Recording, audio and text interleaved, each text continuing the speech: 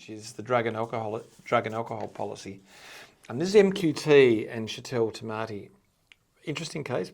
People and culture not doing well in this today, are they? They're getting all sacked here. This is a guy who's in people and culture and went out for a 4-hour lunch. And the full bench held that there was no reasonable suspicion he was drinking. I don't know about you. When someone goes out for a 4-hour lunch, I don't think they're hungry. Anyway, that's just beside the point. So they get him to do a breath test and he says no. They don't show him the policy. The judge says there's no reasonable, the full bench says no reasonable suspicion. I think there's a reasonable suspicion, but anyway.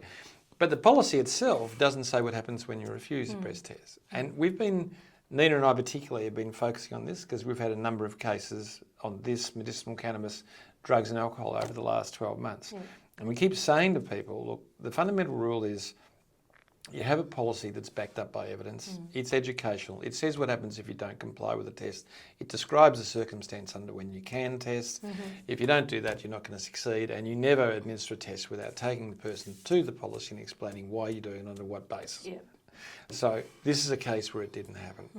The reasonable suspicion was there, I might add. But it shows very clearly now where the Fair Work Commissions sit with, and this is a good full bench. So this is a robust, reliable group of Fair Work deputy presidents who say, if I'm going to test you, you've got to know why you're being tested. The basis for doing it has to be a proper basis. That basis has to be found in the policy. The policy has to set out what are the circumstances under which you'll be tested, how you'll be tested, and if you refuse, what will be the consequence. So I thought it was a really good decision. Okay. It is, because we get, excuse me, a lot of clients will send through their drug and alcohol policy, say, can you please review this? And none of them pass the test. No, none of them. No. None of them at all. None of them set out the circumstance and why. And if you go back, so the idea of random testing, for instance, people feel you can just insert it. But there's a history of cases since New Zealand airline cases said that random testing is only applicable where there is an understanding of an incredibly high risk of injury based on any alcohol use. And therefore random testing is not so much to test, it's to prevent people from doing it. It's a method of leverage that says if you do it, we'll catch you. So there is a lot of law that sits behind each element of it, and it requires a bit of reflection before you do it. But anyway, great case. Yeah, so it is worth having a look at your policy and seeing if it's up to scratch. If it doesn't meet those requirements, yeah, send it to Kim. What can I say? Now, Kim, why don't we go over to the case study? Okay. So Derek had worked at Design Error Removal Proprietary Limited, or DER. Oh, we've got a second DER. I know, but that's duh. That's the whole idea. This is what I'd normally do for Nina. I might start again. Derek had worked at DER as a draftsman for over a year. DER was a construction project management and estimating business operating in the prestige residential building industry. Sorry, it's going a bit slowly. DER was vertically integrated into construction and design company that undertook high-end residential building through its subsidiary Design Elite Residential and Repairs. DER. This meant that the workforce consisted of a mixed group of white and blue collar employees. The owners, Titan and George Spavelli, were hard knockabout men who started... I put Ellie on the end of Spiv. Yeah. Sorry. Oh my word, this is just not going anywhere today. Knockabout men. Knockabout men who had started their working lives as concreters. They were tough, uncompromising individuals who fostered a direct talking workplace culture. Derek was no wallflower, but his life was difficult. His family situation was complex, and his family, who he greatly admired, had recently been diagnosed with dementia. That was his father, not his family. The whole of them didn't get it. Oh, sorry. Yeah, no, it's all right. It's all right. No, they just didn't get all dementia at one time, that's all.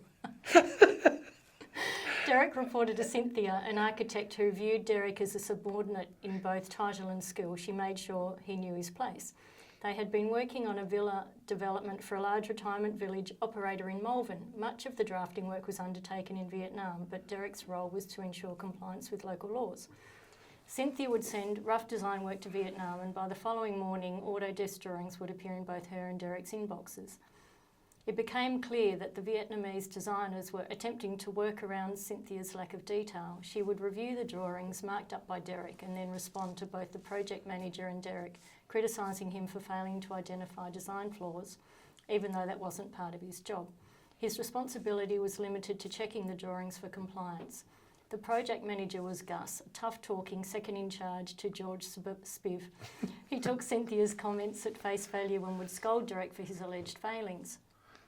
Hurt and frustrated, Derek went to see Gus to explain the problem. Gus listened, understood, and then phoned Cynthia and exploded at her. She left the office in tears 10 minutes later.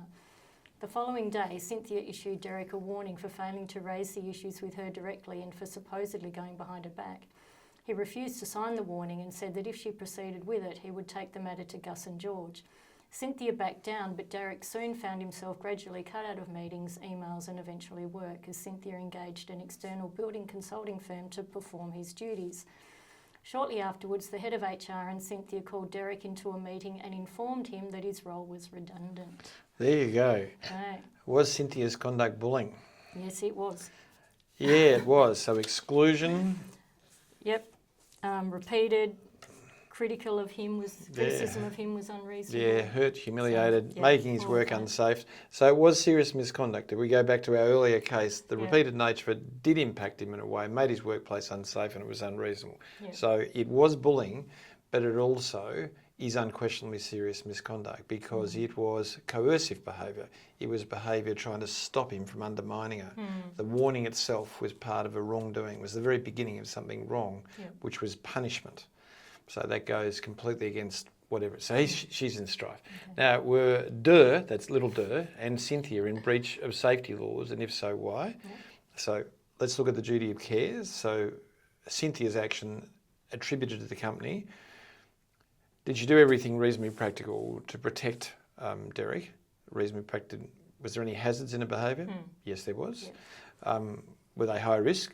Yes, they were. So there's about 4 or 5 psychological hazards that occur there. Was the risk high? Yes, it most definitely was. Yep. So there's a breach of those.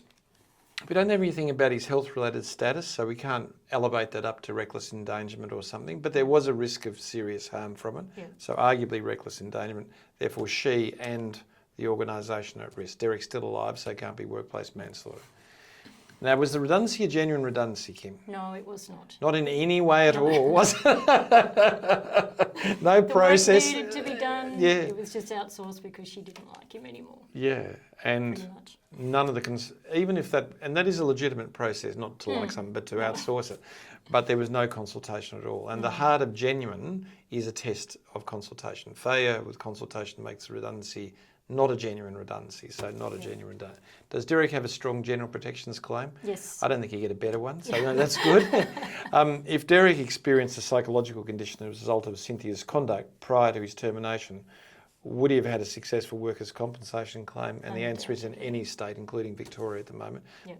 Probably even New South Wales in a few months' time if they ever get it up. Yes, he would. So there you go, that's it. And see you later, Nina, and see you later, everybody else. Thumbs up, please. Cheers.